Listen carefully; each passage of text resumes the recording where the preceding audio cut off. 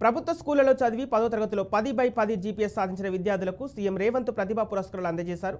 రవీంద్ర భారతిలో వందే మాతరం ఫౌండేషన్ ఏర్పాటు చేసిన ప్రత్యేక కార్యక్రమంలో పాల్గొన్న ఆయన ప్రభుత్వ పాఠశాలలు పరిస్థితిపై కీలక వ్యాఖ్యలు చేశారు. కొంతకాలంగా ప్రభుత్వ పాఠశాలలు నిర్వీర్యమవుతున్నాయని, స్కూళ్లలో టీచర్లు లేరని, విద్యార్థులు రావట్లేదని ఆవేదన వ్యక్తం చేశారు. కొన్ని బడుల్లో విద్యార్థుల కన్నా టీచర్ల సంఖ్య ఎక్కువగా ఉన్న పరిస్థితి ఉందని గుర్తు చేశారు.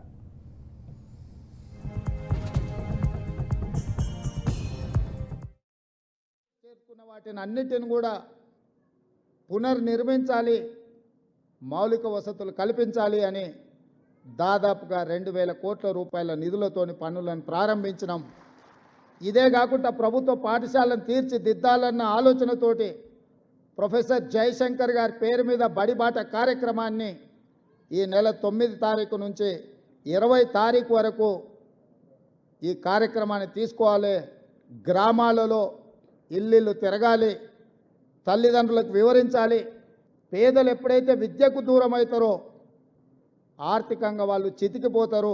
విద్య ఒక్కటే మనల్ని అభివృద్ధి పదం వైపు నడిపిస్తుంది అని నేను బలంగా నమ్ముతాను, విశ్వసిస్తాను. అందుకే ప్రొఫెసర్ జయశంకర్ బడిబాట కార్యక్రమాన్ని ఈరోజు ముందుకు తీసుకెళ్ళండి అని చెప్పి మా అధికారులకు ఆదేశించడం జరిగింది. ఇదే కాదు, గ్రామాలలో ఉన్న పాఠశాలల యొక్క నిర్వహణ, మధ్యాహ్న భోజనం నుంచి బడి పిల్లలకి ఇచ్చే బట్టల వరకు ప్రతి బాధ్యత సెల్ఫ్ హెల్ప్ గ్రూప్లకు, అక్కడ ఉండే మహిళా సంఘాలకే అధికారికంగా నేను జీవో ఇచ్చి వాళ్ళకే అప్పచెప్పినాం. ఇవాళ ప్రభుత్వ పాఠశాలలో చదువుకునే పిల్లలకు ప్రభుత్వం ఇచ్చే డ్రెస్సులు మహిళా సంఘాల వాళ్ళే కుట్టి అక్కడ ఉండే విద్యార్థులకు ఇచ్చే విధంగా